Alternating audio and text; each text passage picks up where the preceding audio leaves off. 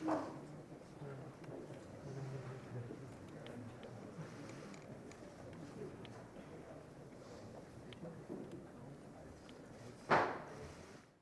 afternoon. We'll call this hearing to order.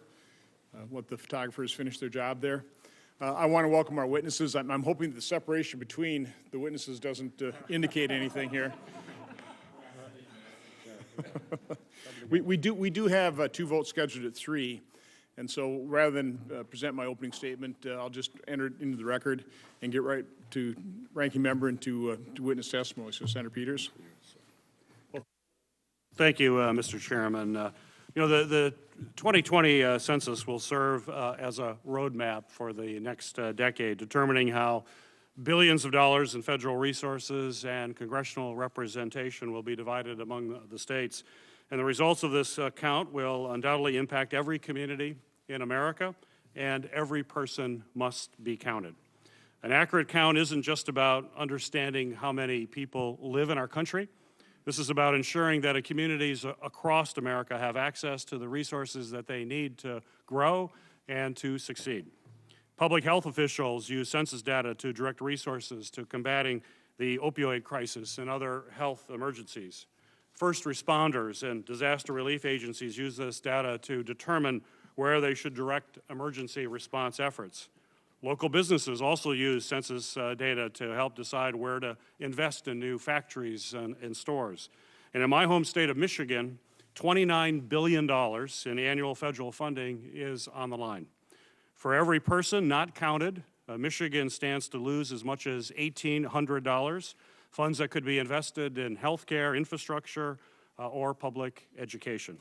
That's why it is extremely important that we get the most thorough and accurate count possible. It has taken the Bureau 10 years of careful planning and preparation to make this census successful, but there is still much more work to be done. The census begins in January of 2020 in remote Alaska, and then in March everywhere else. And between now and then, the Bureau has to finalize its communications campaign, conduct robust community outreach, finish hiring trusted local staff, and perform final testing for dozens of critical IT systems. As outlined in our Constitution, the purpose of the census is to count every person in the country. But given the chaos and the confusion the administration has generated as a result of their effort to include an untested citizenship question, the Bureau has significant work to do to restore public trust in the census and to ensure that the response rates do not decline as a result. We need to make sure that everyone is able to respond to the census, though the new online form or in whatever way they can, including people without good internet access, people in minority communities, in rural areas, and those who live on reservations. From fair representation in Congress to the effective use of taxpayer dollars, each and every American has a personal stake in the results of the 2020 census. I look forward to working with you to make sure the count is accurate, that it is cost-effective, and is on schedule. Thank you, Mr. Chairman, and thank you to each of our witnesses. Thanks, Senator Peters. It is the tradition of this committee to swear in witnesses, so if you all stand, raise your right hand. Do you swear the testimony you will give before this committee will be the truth, the whole truth, and nothing but the truth, so help you God? Please be seated. Our first witness is the Honorable Steve Dillingham. Mr. Dillingham currently serves as the Director of the U.S. Census Bureau. Previously, he was Director of the Bureau of Justice Statistics and the Bureau of Transportation Statistics. Mr. Dillingham.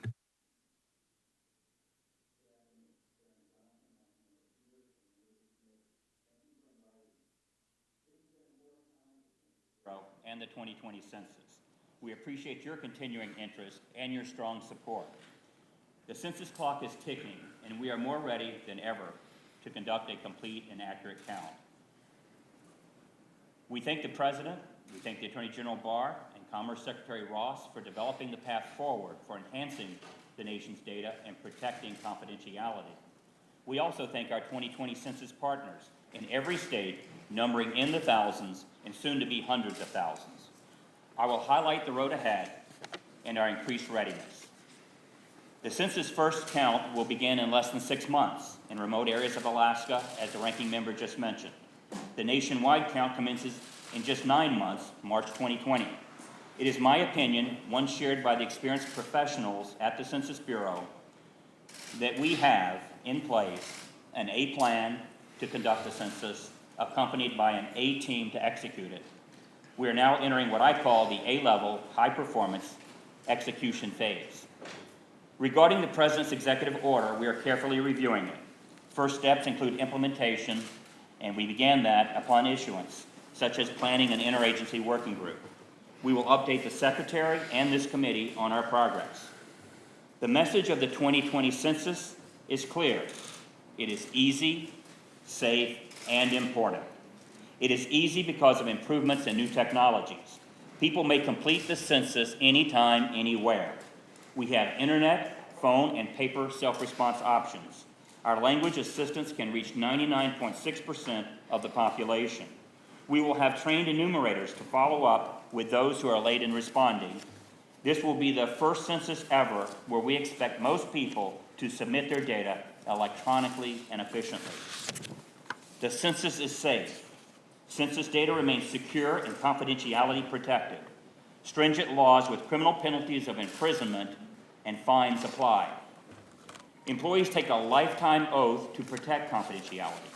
The Census Bureau sets the highest standard and maintains a culture and practice of protecting confidential data. It will not be shared with any agency or anyone. The census is more important than ever. As the ranking member just described, census data is needed for apportionment and redistricting. It is used for federal, state, and local governments to develop policies and allocate billions of dollars for programs and services reaching millions, including the $29 billion that you mentioned in your state, ranking member. It is used daily by people in making decisions that affect business, communities, and quality of life. Some recent innovations include new technologies for enhancing address canvassing, new options to reach hard-to-count populations, more phone centers to provide customer assistance, a doubling of partnership specialists to work with communities, and new technologies to support census-taking processes. These and other innovations and time-tested operations have increased our confidence that we will deliver a complete and accurate count on time and on budget. Our priority is to reach hard-to-count communities. I continue to visit hard-to-count communities across the country. They exist in all states. I have seen local partners reaching people in those communities in better ways.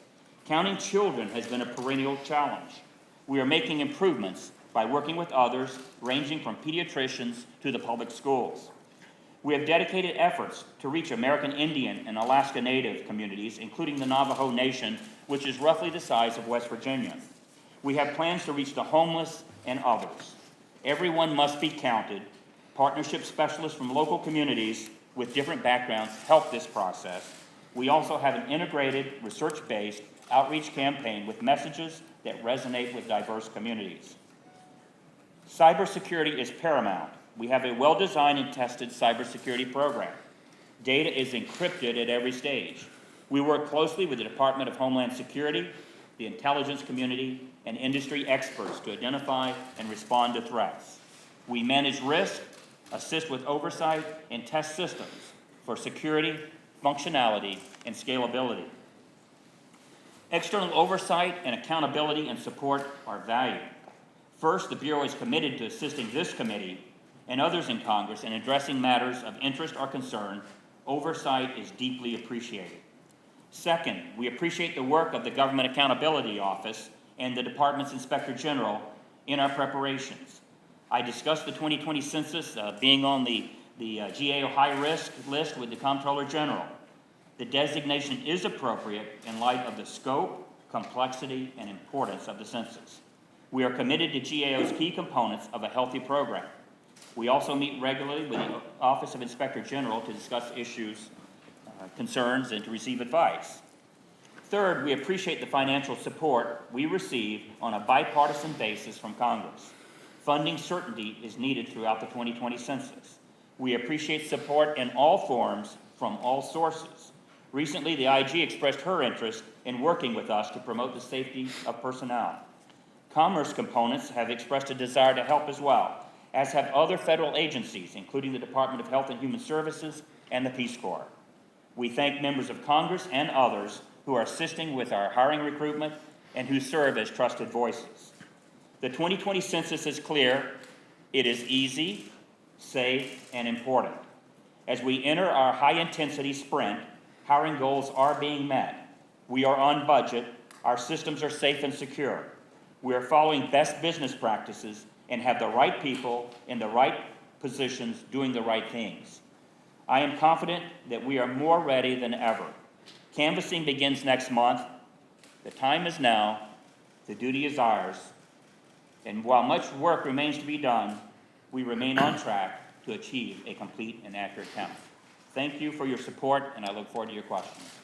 Thank you, Director Dillingham. Our next witnesses are from the U.S. Government Accountability Office, and they'll be sharing testimony. So you have Mr. Robert Goldenkopf. Mr. Goldenkopf is Director of Strategic Issues for the U.S. Government Accountability Office. In his role, he oversees a portfolio of work aimed at improving the federal statistical system.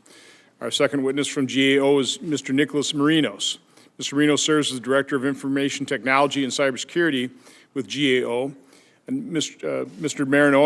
Marinos manages audit teams that perform government-wide cybersecurity, privacy, and data protection reviews across all the major federal agencies. I believe we're starting with Mr. Goldenkopf. That's correct. Chairman Johnson,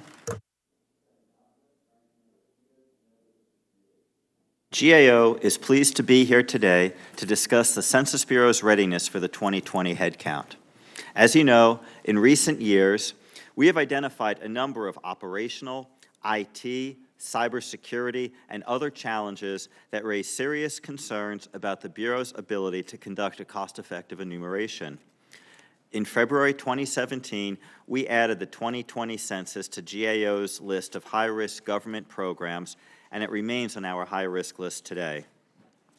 My remarks this afternoon will focus on two such challenges: implementing design innovations aimed at controlling costs, and developing reliable cost estimates that better account for risks and inform annual budget estimates.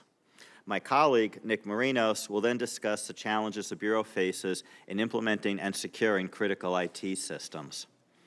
The bottom line is that as the countdown to Census Day grows short, the Bureau has made important progress towards mitigating some of the risks facing the census, and we are encouraged by the Commerce Department and Census Bureau's leadership commitment toward carrying out a cost-effective enumeration. Still, the Bureau estimates that the census may cost as much as $15.6 billion, a $3 billion increase over the Bureau's original estimate, and significant uncertainties lie ahead. For example, with respect to design innovations, to help control costs while maintaining accuracy, the Bureau will use new procedures and technology for 2020, including greater use of automated data collection methods, administrative records in place of data collected by enumerators, verifying most addresses using aerial imagery and other in-office procedures rather than by going door-to-door, as was done in past enumerations, and allowing households the option of responding to the census via the Internet. These innovations show promise for controlling costs, but they also introduce new risks, in part because they have not been used extensively, if at all, in prior enumerations. As a result, testing is essential to ensure that key IT systems and operations will function as planned. However, citing budgetary uncertainties, the Bureau scaled back operational tests in 2017 and 2018. Without significant testing across a range of geographic locations, housing types, living arrangements, and demographic groups, operational problems can go undiscovered, and the opportunity to refine procedures and systems could be lost. Another risk factor is the reliability of the Bureau's 2020 lifecycle cost estimate.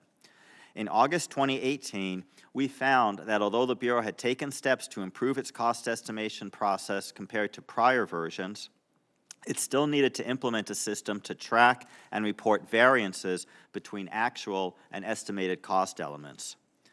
The Bureau released an updated version of the cost estimate last night. We plan to review it for any changes, as well as the extent to which the Bureau implemented our open recommendations. In short, while the Bureau and Department of Commerce have taken important steps to to keep preparations for the decennial on track, additional steps are needed. For example, as of June 2019, we have made 106 recommendations related to the 2020 census. Commerce has generally agreed with these recommendations and has generally taken actions to address many of them. The Bureau has implemented 74 of the recommendations, and 31 remain open. Going forward, to help ensure a cost-effective headcount, in the months ahead, continued leadership attention and strong congressional oversight will be needed to help ensure that the Bureau continues to implement our recommendations, that key components and systems work as required, that the operations stay on schedule, and management functions follow leading practices. This concludes my prepared remarks. I will now turn it over to my colleague, Nick Marinos, who will discuss the risks facing the Bureau's IT and cyber efforts. Mr. Marinos. Thank you. Chairman Johnson, Ranking Member Peters, members of the committee, thank you for inviting GAO to discuss the Bureau's efforts to prepare for the 2020 census. As Robert mentioned, our most recent high-risk report highlighted a number of IT-related challenges facing the Bureau. These included IT systems readiness and cybersecurity. The bottom line is that these challenges still remain today, and we believe it's important for the Bureau to overcome them prior to the 2020 census. Starting with systems readiness. The Bureau plans to rely heavily on IT for the 2020 census, including through the use of 52 systems it plans to produce over the course of multiple stages of census operations. Many of these systems will be deployed multiple times in order to add needed functionality over the course of 16 operational deliveries. The Bureau has delivered the first group of systems to support early hiring and training, and the next few months will see key testing and production deadlines for many additional systems. However, our ongoing work has determined that the Bureau is at risk of not meeting key IT milestones for 5 upcoming operational deliveries. These include deliveries in support of Internet self-response, a new innovation that the Bureau intends to rely on for a significant portion of responses to the census, and recruiting and hiring for peak operations, which includes hiring hundreds of thousands of temporary employees to assist with counting the population. The Bureau needs to closely monitor these schedule risks in order to ensure that they are all delivered on time. Regarding cybersecurity, the Bureau is working hard to assess security controls, take needed corrective actions, and gain the proper sign-off to ensure that each system is ready for operations. Although a large majority of the 52 systems have received at least an initial authorization to operate, significant assessment work remains. According to the Bureau, 9 systems will have to have their security controls reassessed to account for additional development work prior to the 2020 census, and 5 systems are still awaiting that initial authorization. I'd like to note that we've been encouraged that the Bureau is coordinating closely with the Department of Homeland Security on cyber issues. DHS has provided this assistance through cyber threat intelligence and information sharing, and through conducting incident management and vulnerability assessments, among other activities. All of these internal and external assessment efforts, including recent evaluation performed by the Commerce Department's Office of the Inspector General, are vital, especially since the majority of the Bureau systems that will support 2020 operations contain personally identifiable information. At the end of the day, however, they will only be as valuable as the corrective actions the Bureau takes in response to them. We recently made 2 recommendations to the Bureau calling for management attention in this area. The first called for the Bureau to address its security to-do list in a timelier manner, and the second called for the Bureau to establish a more formal process for tracking and completing actions in response to DHS assessments. The Bureau reported that it is working to implement our recommendations. If fully implemented, the Bureau will be better positioned to ensure that assessments will result in high-priority improvements to its cybersecurity posture. In summary, we're running short on time before key census operations begin. Moving forward, it will be critical for the Bureau to devote enough attention and effort to completing IT system development activities and implementing cybersecurity improvements in a timely and prioritized way. Mr. Chairman, this concludes my statement. Again, I want to thank all the witnesses. Mr. Dillingham, just real quickly, you sounded pretty confident, which I like to hear. There are still issues and concerns. Would you like to start off by just addressing some of the issues raised by GAO in their testimony? Well, I think and we do agree. We've agreed with the recommendations, and they say we're making progress, and the faster we make progress, the better. At the same time, one of the things that we're doing at the Census Bureau, their concerns generally represent potential risks. And we're engaged in risk management at the Bureau in all sorts of ways, with our IT systems, with our cybersecurity, and with our operations as well. So in general, what I would like to say, we're managing the risk. This is a mammoth operation. There are many parts to this operation, and we have a great team in place, and we're making a lot of progress in managing our risk. There will be risk throughout the Census Bureau, the 2020 census, and there will also be risk in the Census Bureau continuing. As a matter of fact, I think the guidance from GAO is very helpful because it really reinforces the need for risk management. So in general, let me say that we agree that there are risks, and we're managing those risks, and we're making progress, and we will continue to make progress. So I'd kind of like to just get a response out of GAO. You're obviously laying out these issues. You're never going to mitigate all risks. You can't eliminate all of them. You can manage it. Are you fairly confident that the Census Bureau is managing those risks, that we will be able to move forward and have an accurate census? I mean, what's your level of confidence? Yeah, I think it's encouraging that the Bureau has agreed with the recommendations that we've made. Our recommendations have been focused on process improvements. So that is to say, we have acknowledged in prior reports the establishment of a risk management framework at the Bureau. So in particular, with respect to cybersecurity, we've seen the Bureau take many actions to assess what are the highest risk areas and then take actions for them. Our process improvements are really aimed at recognizing the fact that there's limited time until Census Day, limited resources, and so the importance of really ensuring that priority is placed on the highest and most critical vulnerabilities and improvements that are needed. Maybe the better way of putting this, what level of concern should this committee have about the success of the census in 2020? Should we have a relatively high level of confidence? Again, not saying it's going to be perfect, but are we facing any kind of disasters you're concerned about?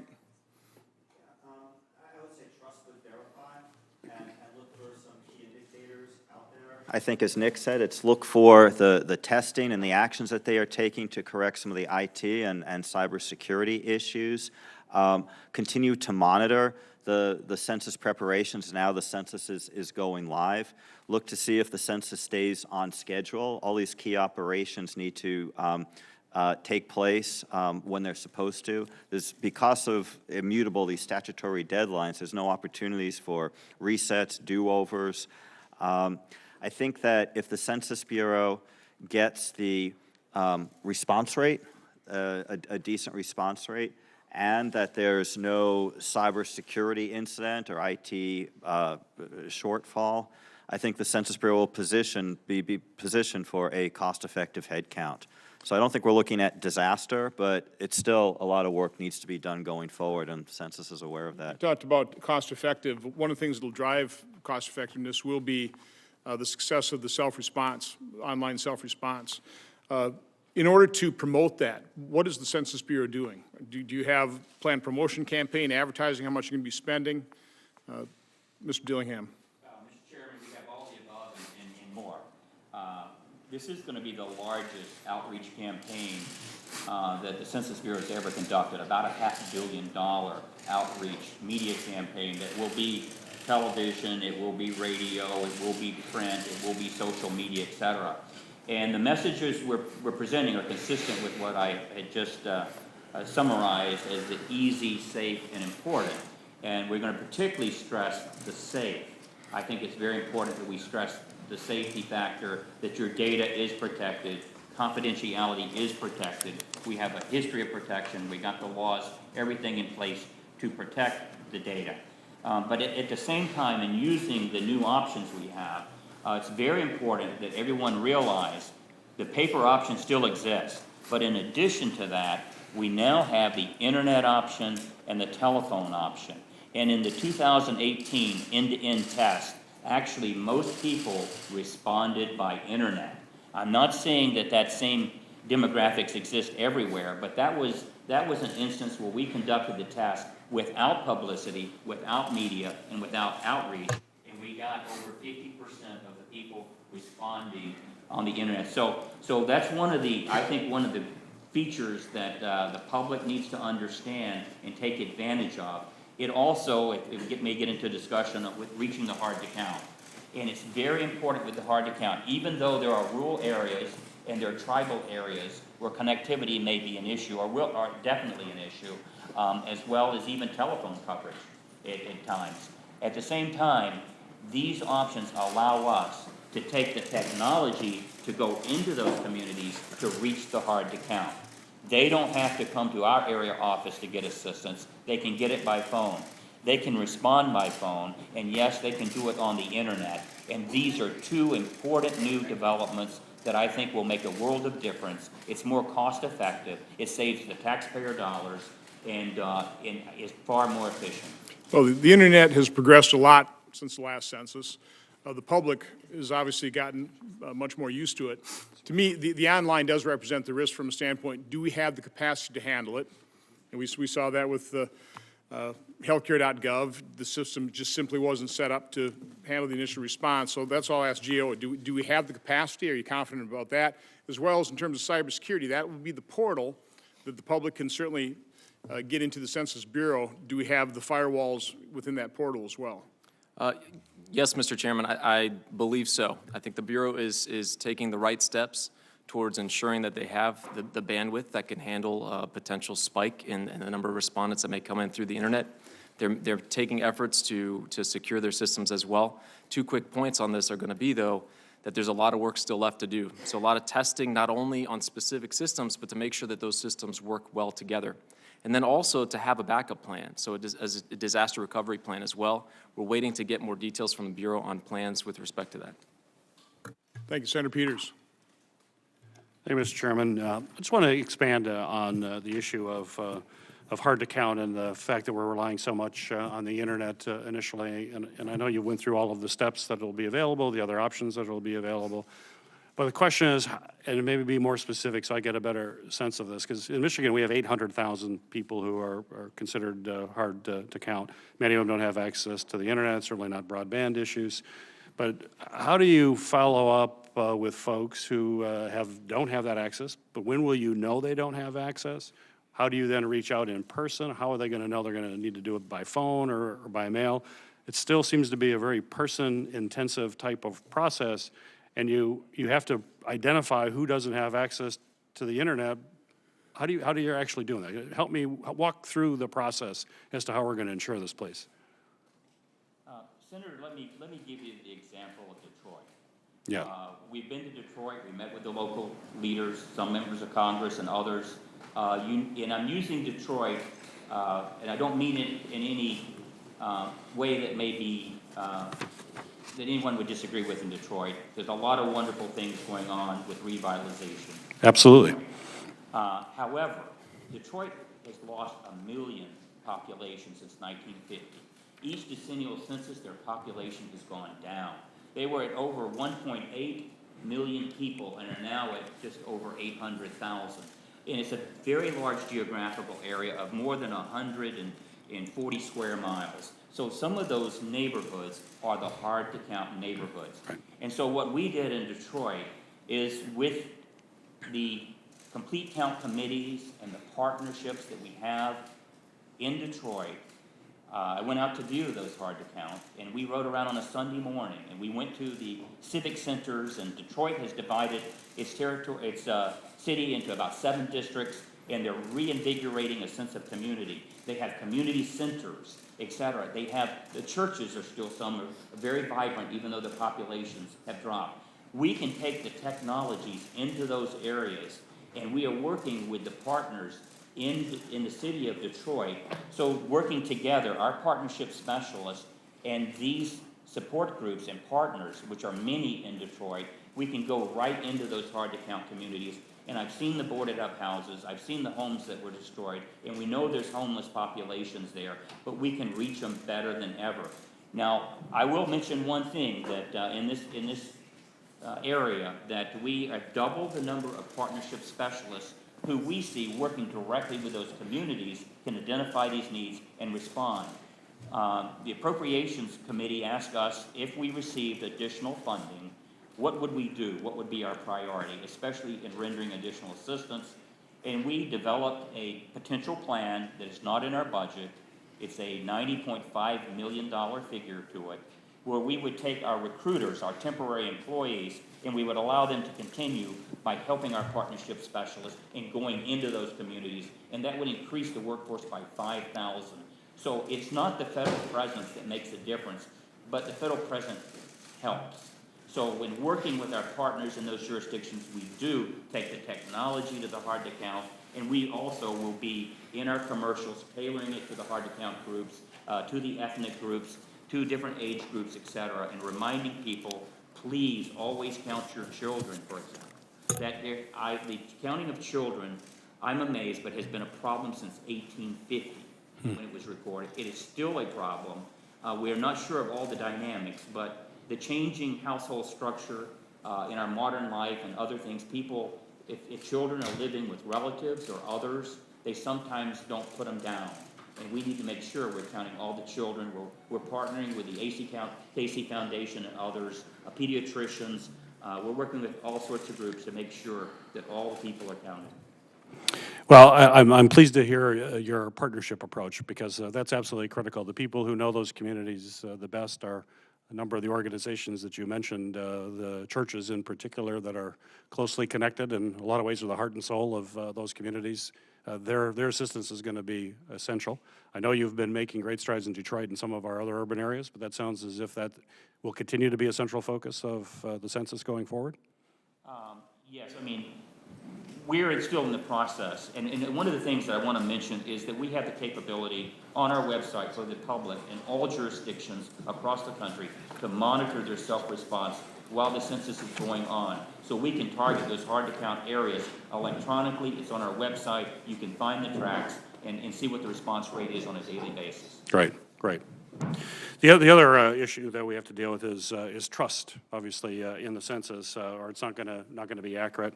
Unfortunately, many Americans mistrust government just generally, and the Bureau must focus its public communications and outreach to build that kind of trust.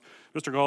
Goldenkopf, the Bureau and the GAO have identified negative public perception of the census as one of the top risks. I think you've talked about that in some of your opening comments as well. That could increase cost as well. There are many folks that think some of the chaos that we've been seeing lately regarding questions on the Senate is adding to mistrust as well. My question to you is, do you believe that there is a significant public perception risk that the Bureau must deal with and counteract in 2019, this year, and what should they be doing? Absolutely. There's definitely a public perception risk. We've all seen the public dialogue of late. Certainly has not created an environment. But more, I think as importantly, it's the Census Bureau's own study when they looked at barriers and attitudes and motivators to participate in the census. That's exactly what they came up with. They did a survey of around 50,000 people. They also conducted focus groups, and some of the top 3 barriers relate to trust, and that's what the Census Bureau needs to overcome. So, for example, there's concerns over data privacy and confidentiality. There are concerns, fear of repercussions, that if you participate in the census, something bad will happen to you. And then the third factor is distrust of all levels of government. And so even without the current issues going on in the world, there has always been this layer of difficulty and just a distrust of the government. And so that's something when the partnership specialists go out and when they hit the street, when they start talking to constituents, that's, I think, one of the greatest functions that they provide, because they are the trusted voice in the community, and they can reach out to people in their community. And we've seen in past censuses that they do a fantastic job of that. And so that's kind of going to be the challenge going forward. But given the recent incidents you mentioned, we've seen an increase of confusion related to some of the chaos we've seen. Should they be taking action now? Well, I think the Census Bureau is doing that. At an elevated level, though, because of what's happened. I think so. And I think one of the things that has us concerned is the rate of hiring of the partnership specialists. Their goal was to hire 1,500 partnership specialists by, I believe, the end of June.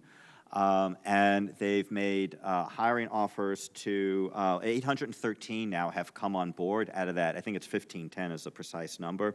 But 782 are in the queue, and the full complement of partnership specialists won't come on board till as late as September 1st. So they're already behind the curve. And as you mentioned, this is a very labor-intensive operation. When you think 1,500 partnership specialists, that does sound like a lot, but when you think of both in terms of the populations that they need to hit, they want to reach nationwide a goal of 300,000 partnerships. And if you think of the number of counties that there are in the country, it's roughly 2 partnership specialists per county. And on top of that, they're also doing clerical chores too as well. So they definitely have their work cut out for them, and they're already starting a little bit behind the curve. And so one of the things we'll be looking at going forward is the extent to which they're able to hire at that pace, get everybody on board quickly, get up to speed, retain those people. And I would say, if the money is there, I mean, certainly having additional partnership specialists would certainly help the case. Great, thank you. Gentlemen, Dr. Dillingham, I want to run through about 100 questions with you, so we're going to hustle through several here. Let me get some concise answers. Talk me through the breakdown of what you anticipate here.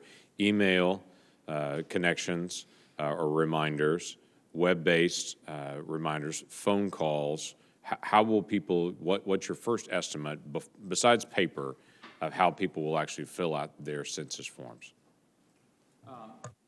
Senator, in filling it out, and really the experience we have would be the Rhode Island experience, where about a little over 50% replied by internet. And this is without the outreach campaign. And this is web-based, them logging into a site. I can't say that they may have done it by. No, I'm just saying, what do you estimate? So if they're still logging into a site, is an app that they're downloading, or? It could be that high. It could be that high nationally. We don't really have an official estimate. The telephone usage there was much lower than you might think. It was close to 7% by telephone. And then. And that's getting a number, punching it in, and saying, and talking to someone, or it's all about punching it?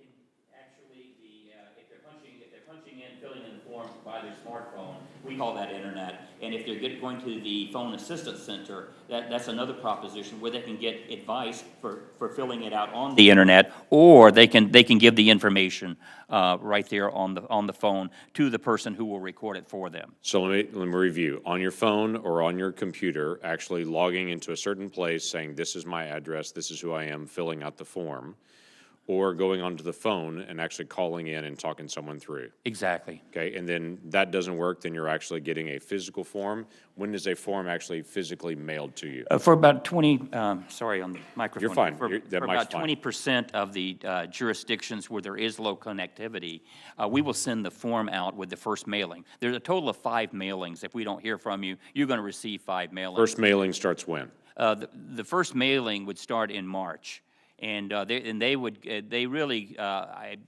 the exact days, but every week you're going to get a mailing if we don't hear back from you, and the fourth mailing usually would be when you get the actual form. So there is an encouragement. Okay. You can go do it on the internet or by phone, or you'll get a mailing. Go online or go on the phone. Do it. And if you That's haven't, the fourth time, you're going to get a form and say, "Can you fill this out and send it back in?" That's correct. Then after that, someone physically. And then there's another reminder. Right. And sometimes when they receive the reminder, they will still do it. And there's an overlap between that and what we call the non-response follow-up. NRFU is the phraseology we use within the agency.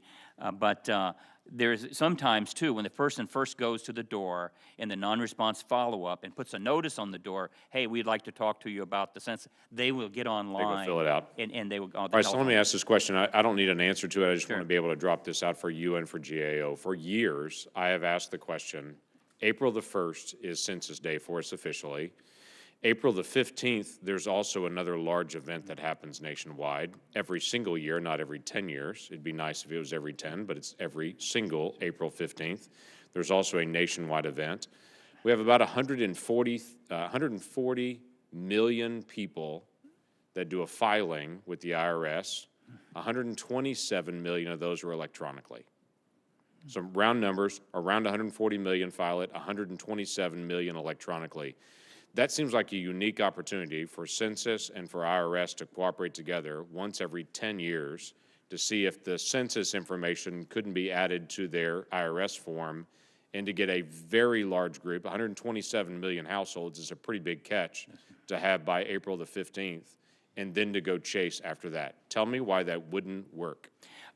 Senator, I'm not here to tell you why it wouldn't work, but I would tell you that we're here to explore whether it will work and how it can work. Okay. Obviously, that's a 2030 question, but if we don't start setting that up now, we're not going to get there. But we spend how much on the census this year? What's your estimate? Cost? It's close to $15 billion, Senator. So my I mean, hope, for the total life cycle cost. right, my hope is if we can gather a significant number of people by combining their IRS filing and their census filing, we can deal with a lot of personnel issues on that every 10 years. And I don't understand why we couldn't do that. I only bring that to you to say, I know right now the fire that's in front of you is next year. Yes, sir. But as you discuss and do after-action reports, I'd love for someone to get into the conversation. Could these two be combined?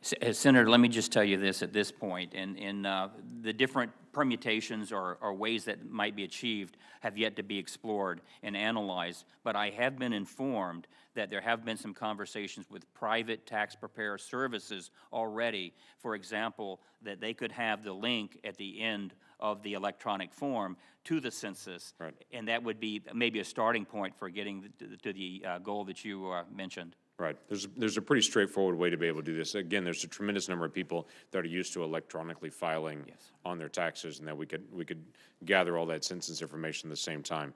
Let me ask your question about hiring, as was just brought up by GAO. It's actually one of my questions on it. 2010, hiring temporary workers for the census was much easier because our unemployment rate was so high in 2010. Our unemployment rate is historically low right now. It's some of the lowest in 50 years. We have millions more job openings than we have people to fill it. How's that going for you, just in hiring and finding temporary workers? Senator, so far we've been pleasantly surprised. One of the reasons is we hire people on a temporary basis, and so we're really not, the unemployment pool is not our, perhaps not even our primary pool. I would have to study that. But we're getting retirees. We're getting people that already work time. We're getting Uber and Lynx drivers and different people that work part-time jobs and look forward to these jobs. In terms of the applicant pool, actually we have extended offers to more than 1,600 partnership specialists. Right. So we're waiting to see how soon that To will get the pan rest out. of the information. Now, let me ask you one more question. Sure. Because so much is going to be done by web-based and Sure. on the phone this next time, which I'm good, we should, that'll help us with tremendously with efficiency. It also opens up the opportunity for phishing scams, for people to put up fake sites and say, this is the census site, to email out to their blast list, do robocalls out to individuals and say, give us all your information, we're the census. What are we doing in the census level to help get information to people out to say, this is official and this is not? This is somebody just fishing for your information. Certainly, that'll be one of the things that will be part of our outreach campaign. It'll be part of our social media campaign, and we're also working with the agencies to address that, so we're alerted whenever there's a fake website or a phishing activity. We get alerted and we take immediate action, and our IT and our cyber folks are working on that every day. Okay, thank you. Yes. Senator Hassan. Thank you. Welcome to all of you, and thank you so much for your hard work. Dr. Dillingham, in New Hampshire, we were recently reminded of how every level of government has to prepare against cyber attacks in order to make sure that government operations remain constant. Just a few weeks ago, the Stratford County government experienced a cyber attack that took their systems offline. However, the Stratford County government had prepared for a cyber attack scenario ahead of time. They were able to implement a continuity of operations plan, in this case by reverting to pen and paper, allowing the government to continue its essential functions. While this New Hampshire county-level government operates on a different scale, to be sure, than the 2020 census, this event highlights an important lesson on resiliency at all levels of government. So, Dr. Dillingham, what has the Census Bureau done to improve the resiliency of the 2020 census? Does the Census Bureau have a continuity of operations plan should the online questionnaire suffer a cyber attack? Senator, we do have a continuity of operations plan. The cyber attacks, primarily, our planning is to mitigate any damage. So we have built-in safeguards that the systems, parts of our system can immediately be closed down, and any issues that we experience can be contained. So that's part of our mitigation strategy. We do not, as yet, have a plan that the entire system, if it was to go down with specificity, and we're looking at what these dramatic options might be, but we are very carefully working on the, I won't say the more realistic, but the more probable threats that can occur, in both preventing them and containing them when they do occur. And we're following the best practices and working closely with the intelligence agencies, DHS, and the private sector as well. And we have relationships with them. So even the private sector will help us to identify these threats when they might occur. So we will be looking at the entire range, and we do have a continuity of operations scenario, but I would like to examine more carefully the catastrophic scenario that you might be alluding to. Well, then I'd like to follow up with that and with GAO on that.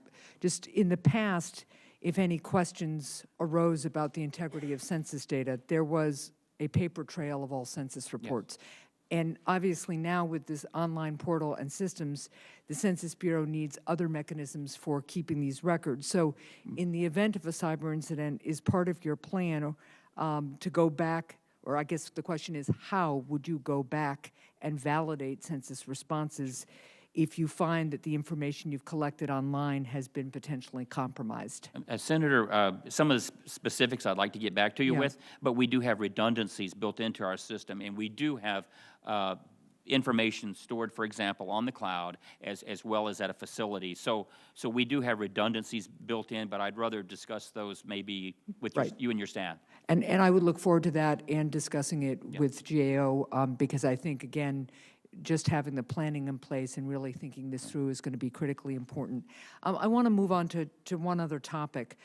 We have talked about some of the hard-to-count populations. It's obviously very important as we talk about that to make sure that the census is accessible to everyone. This is particularly important for individuals who experience disabilities, who may face additional barriers to successfully complete a traditional census form and be counted, or go online. If you're not able to type, that presents its own kind of challenges. In addition, because the census does not ask about disability, it's impossible to measure an undercount of people who experience disabilities, similar to undercounts that may be calculated for other hard-to-count populations. So, Doctor, can you explain how the Census Bureau plans to address this particular concern, including any targeted outreach to individuals who experience disabilities, and how individuals who are self-responding may receive assistance to complete their census form when that form is not accessible? Senator, we do a lot of that through our partnerships, and we will be partnering with organizations that have as a primary interest and as a side interest reaching the populations, the disabled, and those with other forms of disabilities. We also, to some extent, our backup is the enumeration. Now, when we do the enumeration, if they're not able to submit either electronically or by phone or by paper, and we come knocking on the doors, and if they could be in a group facility, for example, or they could be an individual's residence, we will find a way to get those people to be able to answer the census. I would compare it to a very rare language. Even though we're going to have assistance in many different languages, there are communities that I've heard of where there's less than 200 people maybe in this country that speak that language. And what we do is we reach out to the community, to the universities, we find the special talent that we need, and we would do that with people that suffer from visual disabilities and other physical disabilities as well, and reach out, and we do have mechanisms by which in the enumeration we can reach those very hard to groups to count, and we have ways of getting those special assistance to them. Well, that is reassuring to hear, and I think what will be important, because I think no one doubts the census's intentions here or desire to reach all of these communities and people who may need this kind of assistance. I think if, to the degree you all can be transparent about where your partnerships are, Okay. there are a lot of people in the disability community who would be very willing to make sure that they are bolstering those partnerships too. So I'd look forward to further Thank discussion you. about that. And Senator, let me just clarify, we already have some of those partnerships. sure you do, And yeah. we will be putting our partnerships on the website and the internet, and we'll make sure that the public is aware of that. All right, thank you so much. Thank you, Mr. Chair. Senator Hawley. Mr. Dillingham, let me ask you about the strategies related to counting for the census counting in rural areas, particularly portions of my state of Missouri. So, for instance, almost 550,000 people in Missouri are considered hard to count. That's almost 9% of my state. What happens in those areas, and multiple counties, by the way, what happens in those areas where you not only have a rural population where maybe the mail is not, there are non-traditional mailing addresses and so forth, but then you also have limited internet access. So, for instance, from 2013 to 2017, over 20% of Missouri's households either had no internet subscription or only a dial-up subscription. What's the strategy for counting there? Senator, we have a multifaceted strategy, particularly in the rural hard-to-count areas. One is that we have already studied the nation in those areas that have limited connectivity, and for 20% of the nation, as I mentioned, we're going to mail out the questionnaire in the first instance to them. But we also, you know, in one of the things that in the time I didn't have to address in talking about the partnership specialists, the partnership specialists are really our connection to the community. The community, we envision more than 300,000 partnerships. It can range from the local barbershop to a national organization, and we have the complete count committees. The last I looked, I think we have 2,500 complete count committees already. Every state has a complete count committee with the exception of 2, and we hope they'll come on board soon, but their local governments, and they have rural populations, but their local governments have many complete count committees. So our partnership specialists are really our connector to the complete count committees, to the various groups, the nonprofits, the service organizations, the partners across the country. And I must confess to you, we could not conduct this census without the assistance of our partnerships and the people that are helping us. So what we want to do is have that multiplier effect through our partnership specialists. But in addition to that, we have the outreach media campaign, and in a lot of the rural areas that I have learned by visiting them, some listen to the radio more than they watch TV, and different things like that. So we have to be able to do that and provide the media that reaches them best. And then, assuming we have this multiplier effect with either partnership specialist assistance or using the community groups, we can take the technology to them. I went to one jurisdiction in New Mexico, very rural area, and Senator Udall from New Mexico went with me. That was an extreme example of a hard-to-count area, and that's why we went there. And we determined to get self-reporting in that. The only 2 mechanisms that we saw at the time was the local grocery store and service station as well as the church. This was a community that didn't want people coming in, and there were all sorts of barriers to people coming in. They did not trust the government, and so when we saw that, we are working with our partnership specialists. We need efforts at the grocery store. We need efforts with the local churches. Now, that is an extreme example. I'm not sure if that's in Missouri, but I know there are hard-to-reach areas of Missouri, and we will work with the local officials, and we will work with the groups to make sure we reach them. Thank you very much. That's very helpful. Let me ask you about the effect of natural disasters and accuracy in census counting. When you have flooding, when you have tornadoes that displace people, sometimes for long periods of time from their homes, particularly true with flooding, but can also be true with rebuilding after a tornado. Both of those natural disasters have hit my state and particularly devastating effect. We have lots of people who are displaced in the state. How do you tackle that and account for that displacement?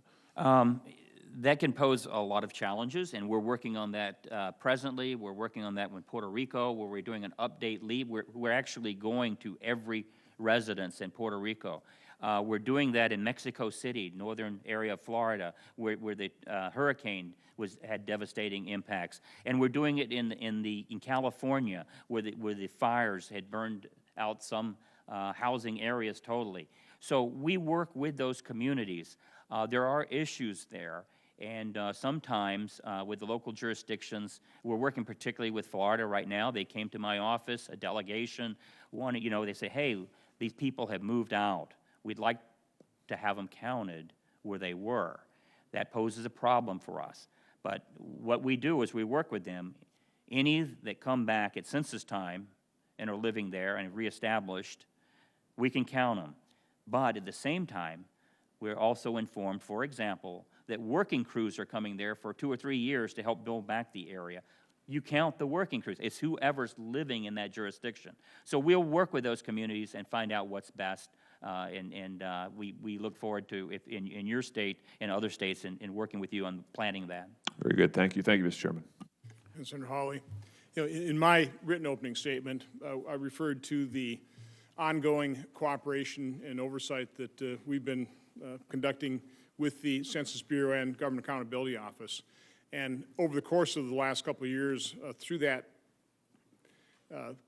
communication, through that collaboration, my confidence has certainly grown that we don't have some disaster on our hand here, that this is pretty well in hand. And I think one of the things I'd like both GAO and Mr. Dillingham to comment on this, but this isn't the Census Bureau's first rodeo. They're not reinventing the wheel. You talk about community partnerships. I mean, this has been in place decade after decade, and you're just going back to these tried and true methods, as well as using and trying to implement technology that has improved dramatically since 2010 when, let's face it, that didn't work too well.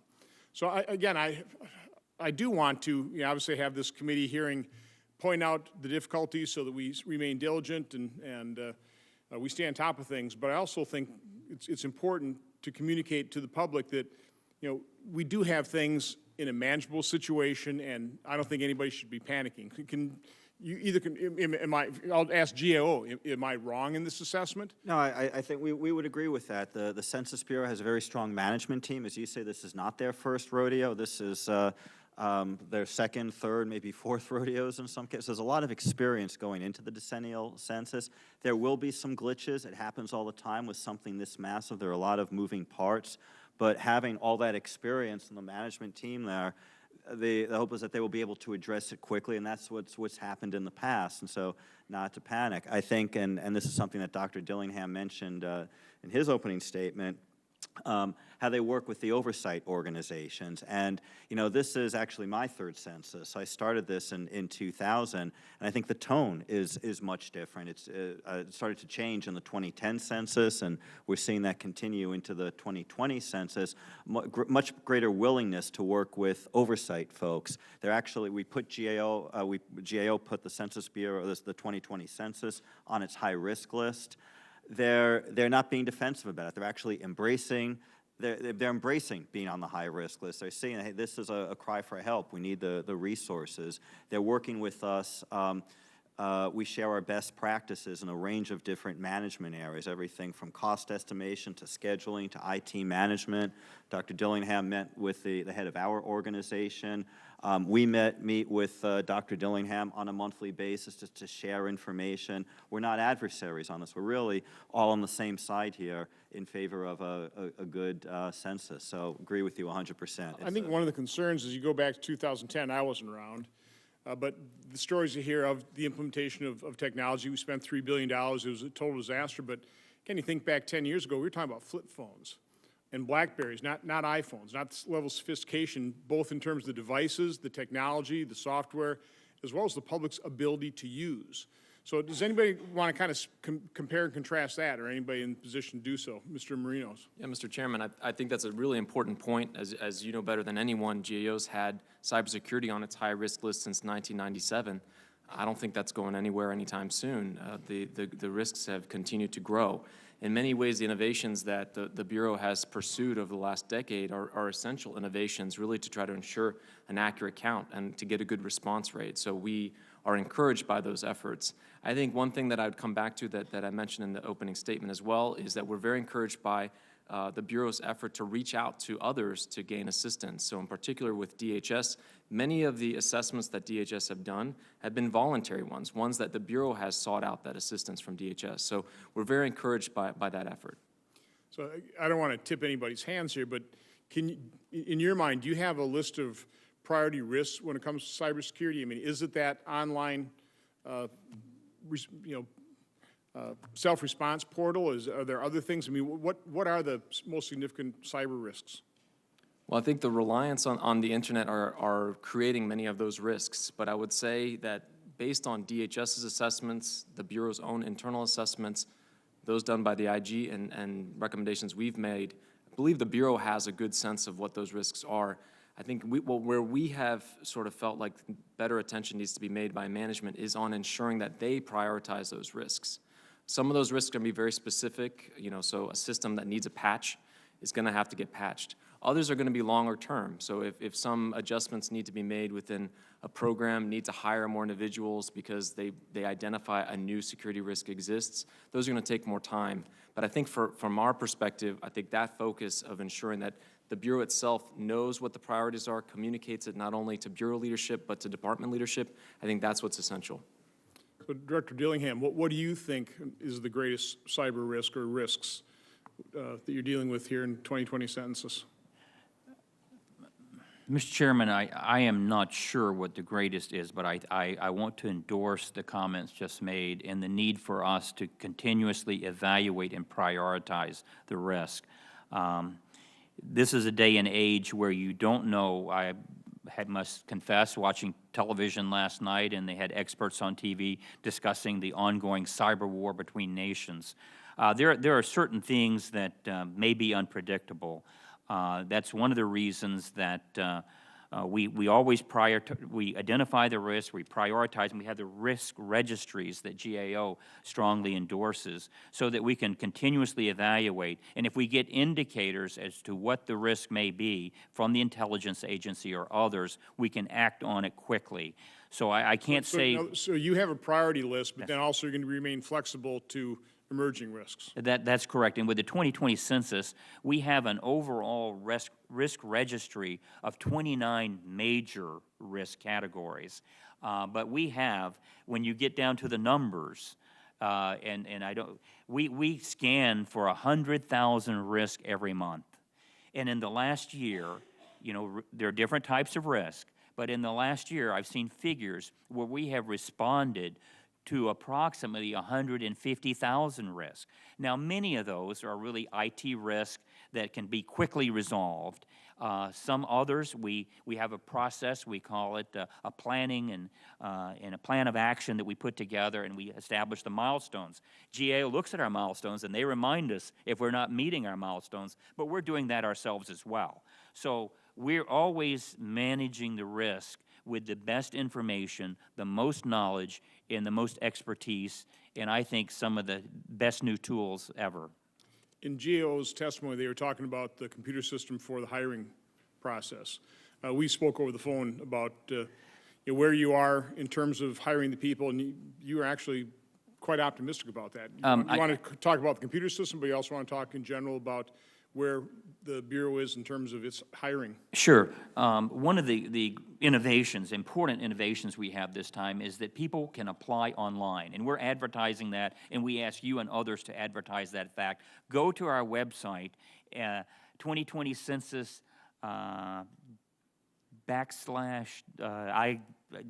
We'll let anyway, you get that, and we'll let that's you advertise right. that later. But what we have, and I am pleased to tell you that when I looked at the figures this morning, we had 600,000 people have applied for jobs. Now, we're in the process of hiring 60,000 of those to be what we call listers or canvassers. So that is a monumental time saver, cost saver way of doing business. So however, we did have... Go ahead. You're saying 600,000 have applied online? That is correct. So obviously that hiring portal is up, it's operating, it's already accepted 600,000 applications, and out of that, you're only going to hire a tenth of that? Well, it is not all 600,000 was for that series of jobs, and I'm told about maybe 400 100,000, or half at least, were. So we had about 5 or 6 potential applicants for each job. Now, when we get to the enumeration and we need close to 500,000 people, then we would like to have 2.5 million people in that database. And we're hoping we're going to achieve that, and we're going to be working that, particularly in the fall when it's time to engage that next hiring peak that we will experience. Does your staff have that website that we want to highlight in the hearing yet? If I wasn't under the lights here, I would have remembered.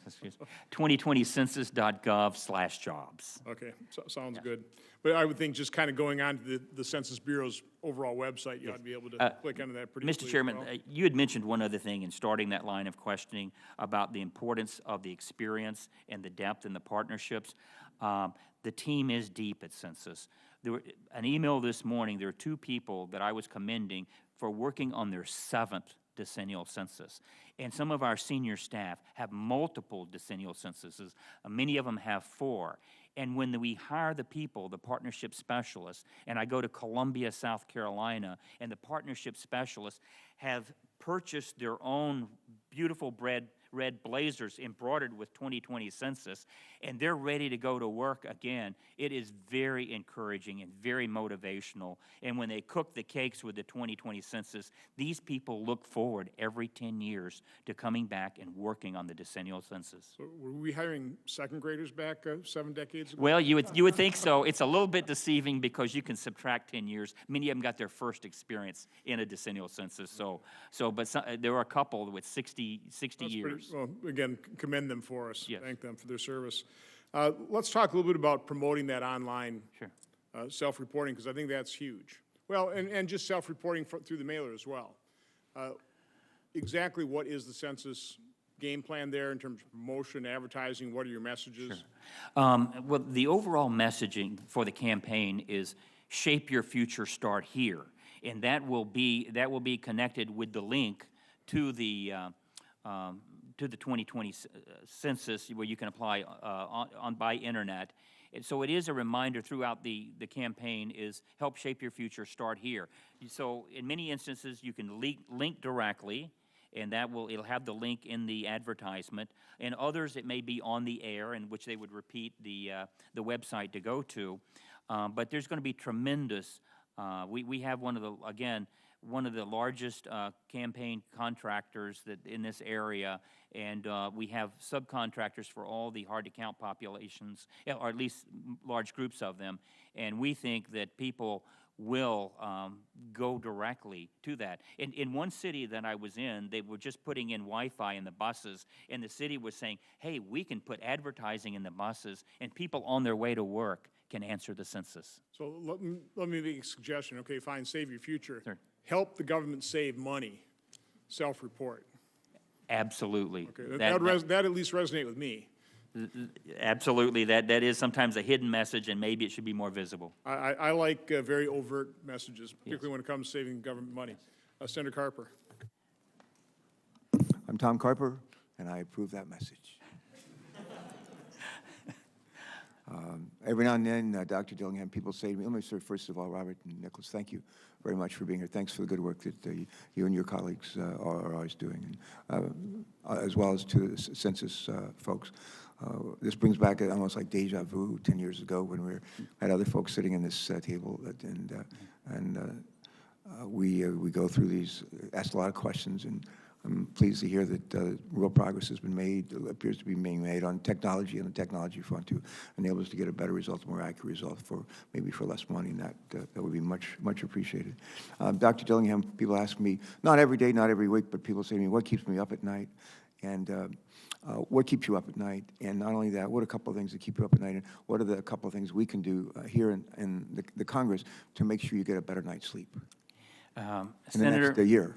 Thank you so much, and I know what a great supporter you are of the decennial census as well as the Census Bureau, and we very much appreciate that. We've had some conversations with regard to security and other things, and appreciate your keen interest in that. The thing that keeps me up at night is really making sure all the pieces in place and that we stay on schedule, on time, and on budget. That's the overall business plan, and it's an excellent plan developed over a decade, as the chairman mentioned. And so that's really It's all pieces of it that keep us up at night. Now, as far as supporting Congress, I want to thank the Congress for the demonstrated support, both financial and otherwise. But one of the things is, and was pointed out during this hearing, is we have to communicate this message to a much wider group, and Congress is well positioned to do that. We have delivered, for example, just it may be helpful, toolkits to every member of Congress on how they might work with their partners and others to get the job done. And we've seen members of Congress embrace this. We've seen some very healthy competitions. I know, for example, the mayor in Milwaukee was telling us when we were there that he has a friendly bet with, was going to enter into a friendly bet with the mayor of Minneapolis to see who could get the highest self-response rate.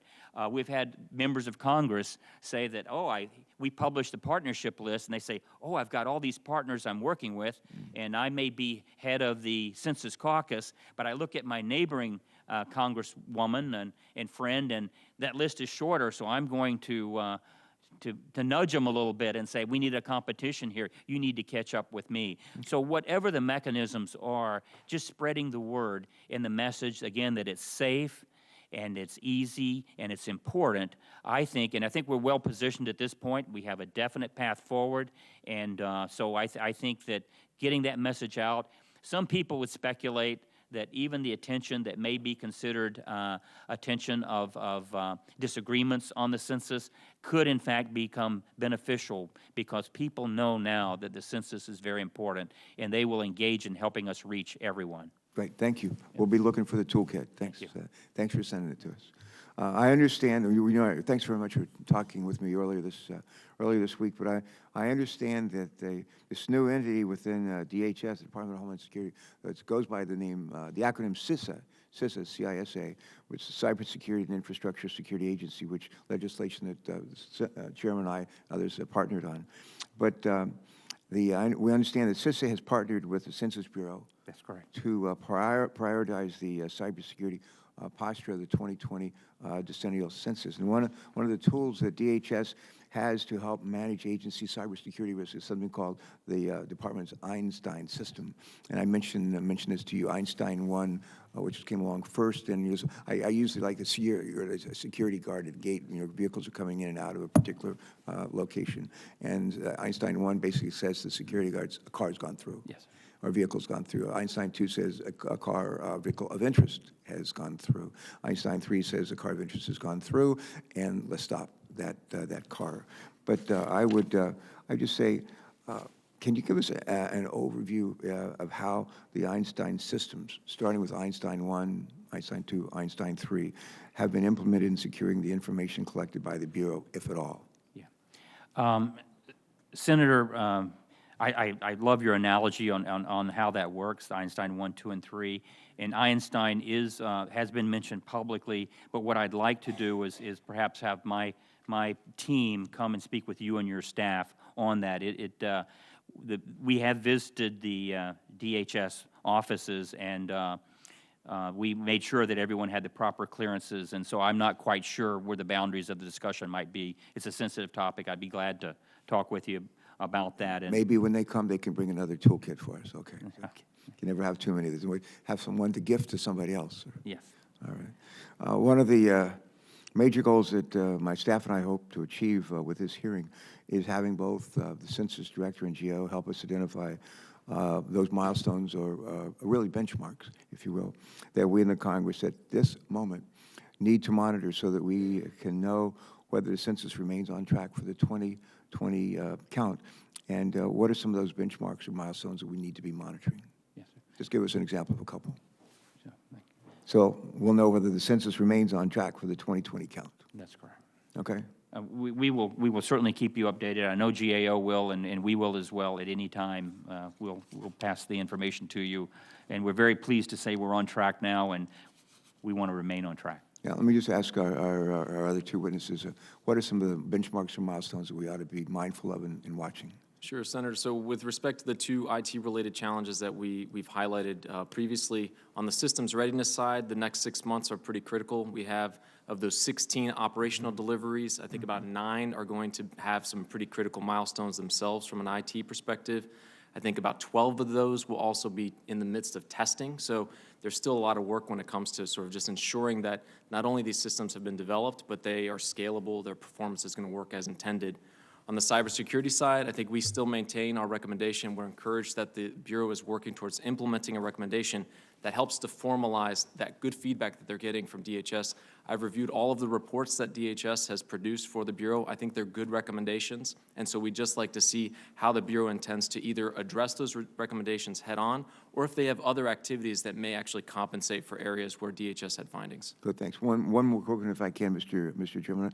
One of the concerns I have, Dr. Dillingham, is ensuring that census enumerators are properly identified and that the public can trust that the person showing up at their house is indeed a credentialed Census Bureau employee. And just give us some idea what the Census Bureau is doing to ensure that the public can trust and verify that an enumerator knocking on their door, ringing on their doorbell is who they say they are. Yeah. Senator, we totally agree with you on that. I have met with the International Associations of Chiefs of Police, and we do have some plans in process. One of the options that we're looking at is actually every police department across the nation has a roll call in the morning, and we're even actually thinking of videos that we can share with the local police and remind their officers, et cetera. But I did have a police chief, as I recall, in the state of Georgia, who specifically mentioned that. We went through a hard-to-count area. It happened to be a high-crime area, and he said, we need to know exactly your credentials, what they look like, and so we can make sure.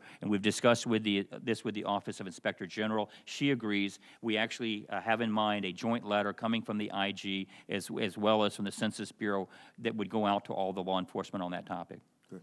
Mr. Chairman, I don't know if y'all have in Wisconsin something called Text for Baby, text, T-E-X-T, digit 4, baby. And I think it may have been an idea brainstorm from maybe Johnson & Johnson. And we use it in Delaware to try to make sure that parents are bringing their children in for doctor appointments. And a lot of the folks that are signed up on Medicaid, we have a lot of absenteeism. People make an appointment, they don't show up. And what we've done for years in Delaware now is Text for Baby, and we have the phone number of the parents, and they get text messages saying, like 1 week from today, it's an appointment for your child, 3 days, tomorrow, and it actually works. I always like to say, find out what works, do more of that. Text for Baby works in this regard, and it might be just one more idea, one more tool in your toolbox that you want to think about.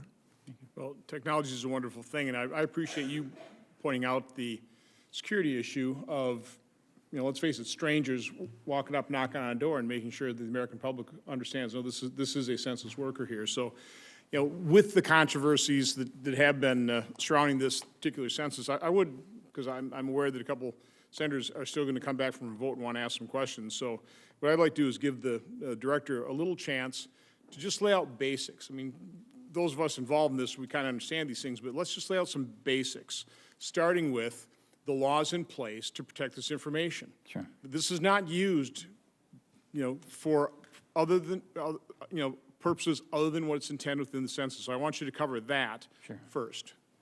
Well, Senator, Title 13, when Congress passed those provisions back in the 1950s, it made it a very serious federal crime, 5 years in prison and $250,000 in fines for anyone who violates confidentiality.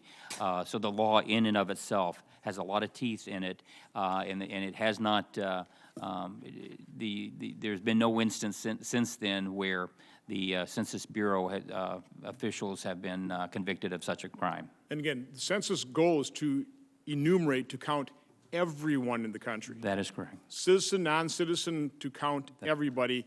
And again, talk about that purpose and how and exactly how it's used, what it can be used for, what it can't be used for.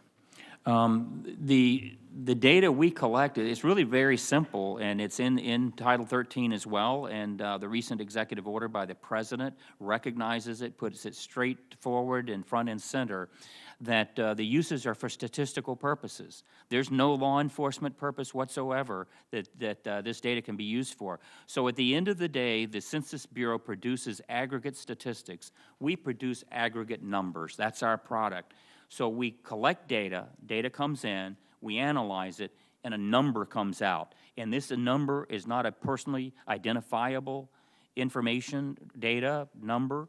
It's group aggregate statistics. And we are embarked, and we've mentioned to members of Congress, in some additional protections that, looking towards the future with enhanced computer capabilities and the matching of data with public and private data sets with large computer systems, we are putting in place some additional safeguards so that that will not be an option for people in the future.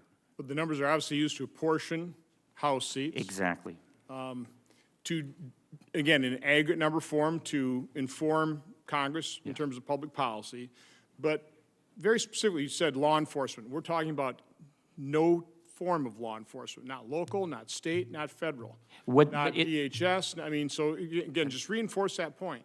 That is correct. Again, at the end of the day, public numbers. So whatever numbers go out, the entire country can use, or internationally they can use the data, and it will be aggregate data that you cannot violate someone's confidentiality and know their personal data from that. And it goes out, and we don't have any other information sharing arrangements or understandings, and so the public can look at the data and use it for policy making, decision making, but it is not used for law enforcement or any other purpose of that type.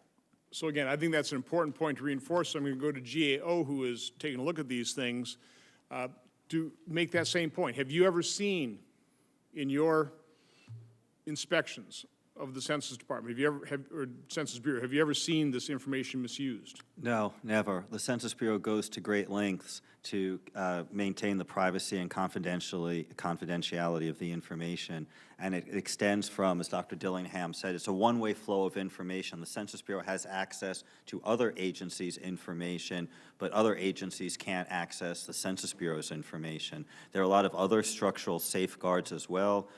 Mentioned that every person who works on the census, even GAO, others, we take an oath not to disclose the data, and that's a lifelong oath as well. We undergo training every single year, and if I don't take the training, the Bureau is quick to say, hey, you haven't taken the data stewardship training.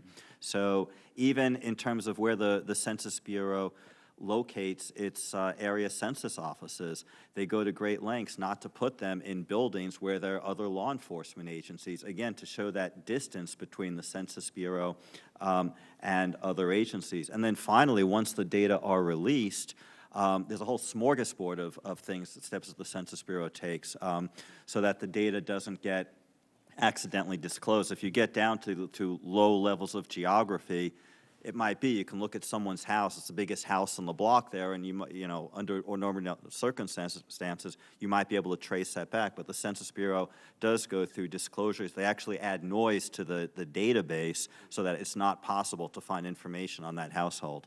So we're really impressed with what they do. So to summarize, the law is clear. That's correct. The law is strong, and the culture within the Census Bureau reinforces exactly that law in terms of this. This is a one-way street. Information comes in, but no personal information is released. It's not used by law enforcement for any purpose whatsoever. It's simply used for the purposes intended stated in law in Title 13. That's correct. An excellent summary. As you said, it's a cultural thing too, and I think that's so important. That's important. Again, we want to provide that assurance to the public because we want a full accounting. Senator Sinema. Thank you so much, Mr. Chairman. Dr. Dillingham, Indian country is a special place, Yes. and the treatment of Native populations by the federal government is personal for me. Sure. The Navajo Nation in Arizona has a poverty rate of 38%, which is more than twice as high as the rest of the state of Arizona. And the median household income on the nation is only $27,389 per year. So members of the nation are guaranteed by treaty benefits such as health care and education. Arizona has more Bureau of Indian Education schools than any other state. In Lake Havasu, the Havasupai Elementary School has been under federal government control since 2002, and yet only 20% of students go on to graduate from high school. That's compared to 72% of American Indian students nationwide. And in 2018, the school only had one permanent teacher and one special education teacher for all 9 grades. I know personally the positive impact that a good education can have on someone's life. This information makes the historic undercount of American Indian and Alaska Native populations even more worrisome, as they depend on an accurate count to receive the funding that they're owed for education. In 2010, this population suffered an undercount of 4.88%, according to the GAO. So in 2016, it was announced there'd be 2 tests in Indian country in preparation for the census. These tests were to measure a proposed tribal enrollment question, and quoting from census materials, quote, test the integration of systems for the update enumerate operation, where census field staff visits households to update the list of addresses and count the people at the address. This operation typically occurs in areas where we have a low likelihood of mail delivery, end quote. These tests were canceled and the question abandoned due to budgetary uncertainty. What were the impacts of instituting the Update Enumerate program in Indian country without previous testing? Let me, if I can, I'll start more generally about, you're exactly correct that the Navajo Nation is a very hard-to-count population. And I went to a portion of the Navajo Nation in New Mexico, and I know it stretches across Arizona all the way to the Grand Canyon.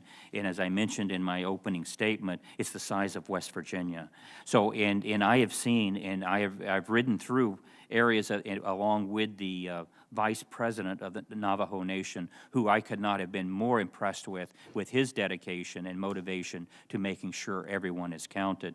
We actually went down some of those dirt roads and some of those very rural areas where there is no plumbing, sometimes no electricity, and sometimes not accessible by vehicle. And so I have seen, I went to a home where only the Navajo language was spoken, and they were building beside the home some other structures for other members of the family that needed to be counted. So we need to make sure that everyone's counted once they reach that home. But I did hear from that individual also that not only they have problems with connectivity, internet connectivity, but they said they had to go stand on top of the doghouse with their cell phone to get coverage in that area. So I've seen these challenges, and we have talked with the officials, particularly in that chapter of the Navajo Nation that was nearest west of Albuquerque, and investigate. And I will say that there was a broadband provider that had the cable actually on the nearby land ready to run it, and in that particular instance, it appears that they would have their facilities connected in time for the decennial census, which would be a mammoth improvement. It's where their courts and all their functions were. Now, back to the 2016 tests that were canceled, that predates me by several years. However, and I understand that for budgetary reasons they were, but I would not, my understanding of those tests, they were multifaceted. One was, in fact, to with the populations that they were looking at, there were some other issues with regard to enrollment into the tribal population.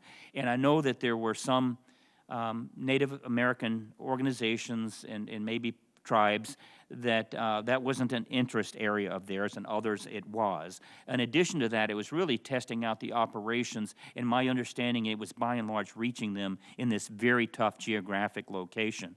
And sometimes members of the tribe, especially for the enrollment purpose, they may live in Albuquerque during the week and go back and forth with their relatives, so they were being counted outside the reservation, and that was of concern also to the Native Americans. But I will say that we have tested our systems, and our systems were working, and so we have learned, even though we did not test in those jurisdictions, but it still leaves the issue on reaching them. So what we're doing with our partnership program is we're hiring people from the tribes that can reach them or that work with them. And in one instance, and it was the one that I visited, we had an IT person from the tribe who was assisting the tribe with these options. In some cases, it may be that if they can't establish connectivity with a telephone or through the internet with a computer, then we hope they will mail back the forms and we will provide the language assistance. But even if that doesn't happen, we actually send the enumerators out. And that is no simple task. And I've heard some stories about that. And one of our enumerators walking 5 miles through the desert when her car broke down. So I want to both commend these enumerators, but say that it's a mammoth job to reach some of these populations. I sympathize with you. I'm not sure if there's any disadvantage as a result of that particular test being canceled at that time, but we will work with you and make sure that you're in your state, that we do everything possible through our partnership program, through our outreach program, as well as in the mailing options. And in those instances, as I mentioned earlier, we send out the questionnaire in the very first mailing if they have low internet connectivity in that geographic area. So we will do everything we can. We want to work with you and your local officials, state officials, local officials, tribal officials, to make sure everyone is counted. Well, thank you for that answer. This is particularly important, as you mentioned, on the Navajo Nation. Many residents in Indian country lack an address. Yes. And so it is especially difficult for the Census Bureau to identify those households. And of course, as you alluded to, the non-response follow-up is incredibly important in these very remote areas. So I will take you at your word and ask that we work closely together as we head into the census. As you noted, the Navajo Nation is the largest nation in all of Indian country, and unfortunately has had fairly dismal census cooperation and returns in past years. This is very important to us. Census Bureau focus group documents have discussed what they call unusual respondent behavior and fears of how the government may use the information that's collected next year. One document that I reviewed showed that field staff have requested additional support to help overcome some of this mistrust in communities, particularly communities of color in Arizona. How has the Census Bureau addressed the issues raised by field staff in the areas of concern around distrust and requests for additional staffing?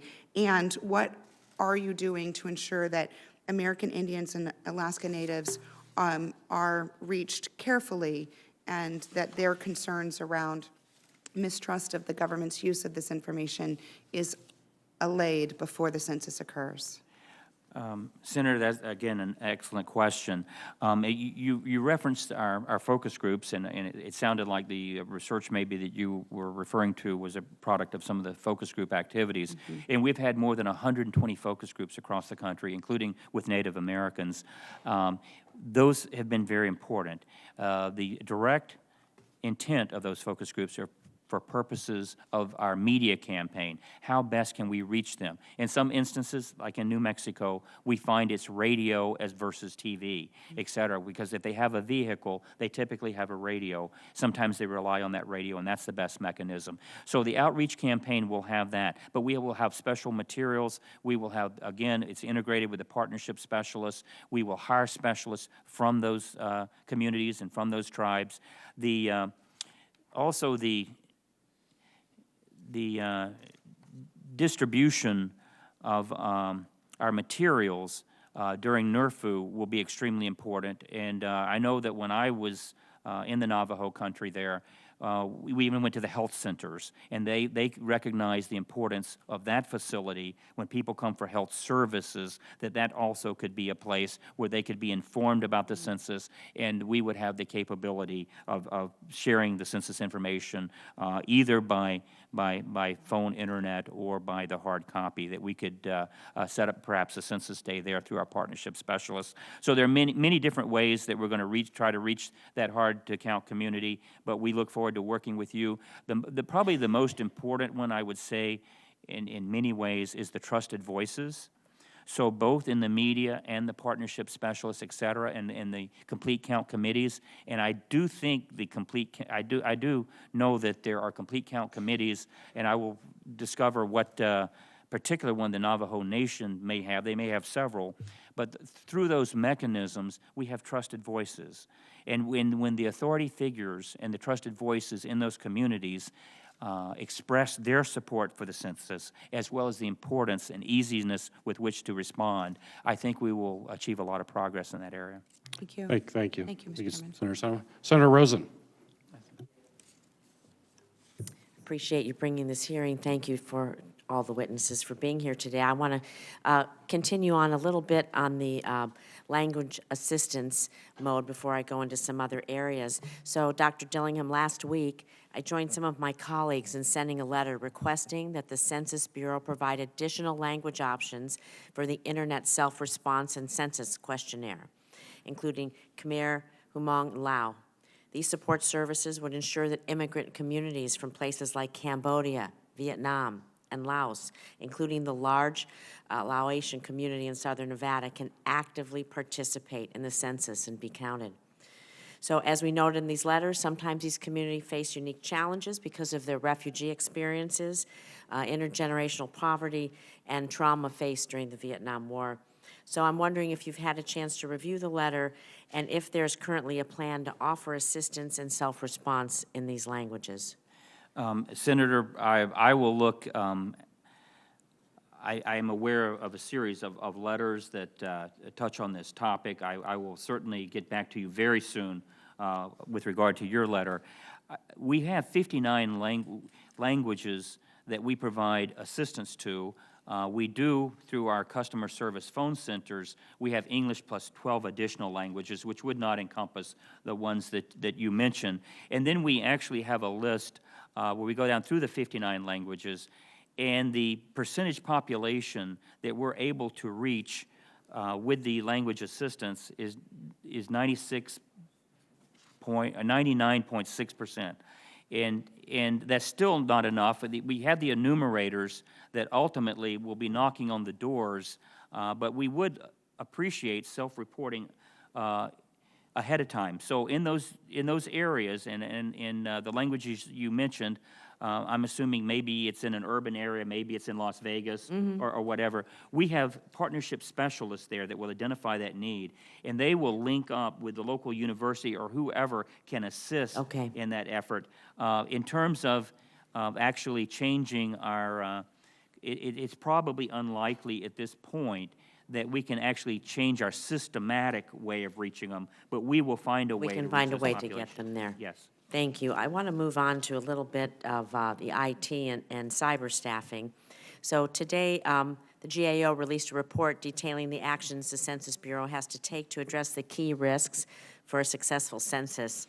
Under the category of cybersecurity, it's noted as of the end of May of 2019, the Bureau had over 330 corrective actions from its security assessments that need to be addressed. Out of the 330, 217 were considered high risk or very high risk. Of those 217, 104 recommendations were delayed, considered delayed due to technical challenges or resource constraints. So I want to ask a little bit about resource constraints. Are they a financial issue or a manpower issue? Number one, which one? Then I'll have some other follow-up questions. Senator, with regard to those specific 330, I mentioned in my opening statement later that risk management is the way we do business, and we have a continuing list of those risks. And right now, it's in the age. No, but in order to address these, yes, sir. Do you need financial help or do you need manpower help? Yeah. And with the manpower, I have one important question. I would say actually neither of the two are the driving force, because we continuously, and we will have 300 or perhaps more risk. They change every day. Risks come off and risks go on. So how can they it's not? Very dynamic. A person has to correct them. So there has to be some man hours associated. That is correct, but we'll never. We've had the discussions internally. We will never be at zero. If No. I understand you're never at zero. But in order to meet your timeline, these very high risk things, we have a timeline of when we have to start and when we have to end. So understanding we'll never be at zero, always taking corrective action. I wrote computer software for a living. I get it. Sure. But my point is that these tasks that need to be done as far as manpower is concerned, are they consecutive tasks or concurrent tasks? Is throwing more people at it the issue? Is it a matter of trying to test it concurrently? How can we help you be sure that you meet and correct these highest issues with the resources that you need? There's a very specific begin and end date here. It's not an ongoing rolling thing that we always have when we're maintaining software systems, every software system in the world. Yes. Well, Senator, we have remedied or resolved 150,000 risks. So the 300, which of all varieties, we continuously work on. So then you feel confident you need no more resources to address the risk? Senator, we have actually, we have a good team in place. We always could use a few more, but I can't say that the process and having those risks are necessarily the product of that. We have talents, and we do have some openings in some of our IT areas that would always be, and we're working to fill those now, but I can't say it's the direct product of a current budget need. So it's not because of a lack of funding, it's attracting the talent and getting the right people in the right place doing the right things, and we are working them. So we can always do better, we can always work harder, but we're working the rest. And do you think, and I actually really want to, and I don't, what I'm thinking is as we go forward, and we have a timeline for this, and there's always things to do, and so as we tie this into our cyber-ready workforce bills, other things that I've introduced, we have these ongoing needs. This is one of the reasons that I'm asking, because as we prepare not just for a census that happens every 10 years, but for things that happen every year, the resources, the manpower, having that in place, understanding those needs and how we can help position people to be in that place is really important. And so that's why I was asking this question. I agree with you, Senator, and the GL will testify that we're making progress. We want to make more progress and do it faster. But I can tell you that if there was a direct resource need, I would certainly identify it to you. But I can't attribute that at this time that it's a resource need that's causing this risk list. It's really what we call a risk appetite is the language used by GAO. You have to assess their risk each and every day as an individual or as an organization or as a program. For example, if I get on a motorcycle, I have to decide that I want my apparel and my helmet on. For me, that's I've got to require that. Others may not. But it's your risk appetite, and we do want to make sure we lower those risks. We're working to lower those risks. And if we identify that this is a result of a lack of resources, we will certainly work with the committee and bring it to your attention. Please let us know, because this is very important that we get it right. Yes, Thank you. Thanks, Senator Rosen. Before I turn it over for a final question, Senator Peters, I want to acknowledge a group of young men that have just joined in the hearing room. These are 33 candidates to become Green Beret. They're looking as clean as they're going to look in the next 30 days, because tomorrow they start a 30-day intense field exercise, after which they'll be awarded the Green Beret. So I apologize I wasn't able to meet with you earlier. I'll hopefully stick around from after the hearing to answer a couple questions. But I mean, these gentlemen are the best of the finest among us, and I can't thank you enough for your service, and we'll talk to you after the hearing. Senator Peters. Well, thank you, Mr. Chairman, and also I want to wish my best as well to these future Green Berets. We wish you all the best. The Green Berets have an incredible history of service to our country, and we are confident that you will continue to carry on that tradition in the years ahead in your service. But Godspeed to each and every one of you. Dr. Dillingham, a final question for you is that many folks, including I think some census experts, but other folks, are very concerned that there are some bad actors out there that are going to attempt to discourage people from participating in the census, and you're likely to see some disinformation campaigns put out through social media and other outlets. We obviously see misinformation or disinformation campaigns in a variety of contexts now around the world. It's reasonable to expect we're likely to see it in this realm, particularly given the fact that trust is such an important aspect of census collection. So my question to you is, what are you doing to combat intentional disinformation campaigns that will be used to mislead the public? And specifically, are you working with platforms like Facebook and Twitter in anticipation of this? What can we expect out of the Bureau, the Census Bureau? Senator, it's an excellent topic and question. We are working with the groups that you mentioned and some other groups. We're working with the private sector as well. We do have collaborative relationships in place where they will share information with us as we need it, but we're also working, as I had mentioned, with the intelligence agencies, and particularly DHS.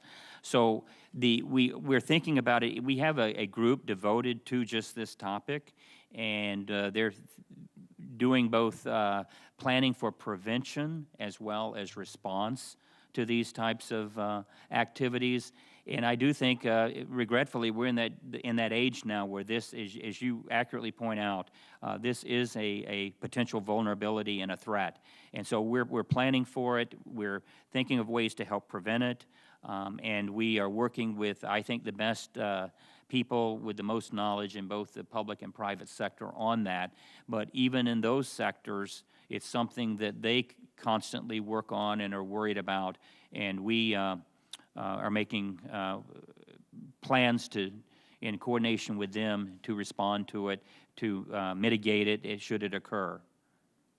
Well, I appreciate that. I think I'd like to have a further discussion with you. Be glad to with staff and get into more To specifics. look in the details. Yes. This is an issue we're confronting in the Homeland Security Committee very broadly. Both Chairman and I serve on the Armed Services Committee. These are real issues that we have to address. So I look forward to working with your staff and getting a better sense of how you plan to handle it. And then as these things materialize, the types of reactions that you're engaged in would be very helpful for us to monitor in our oversight capacity. With that, thank you, Mr. Chairman. Thanks, Senator Peters. Again, I want to thank our witnesses, Director Dillingham, Mr. Goldenkoff, and Mr. Marino. So thank you for your testimony, taking the time. Thank you for your professionalism. I really do leave this hearing feeling a lot better about the census. Again, not that there may not be some risk, but I think they're being pretty well managed and thought about, and that's the first step in managing risk, is understanding it and trying to mitigate it. So with that, the hearing record will remain open for 15 days until July 31st at 5 p.m. for the submission of statements and questions for the record. This hearing is adjourned. Thank you.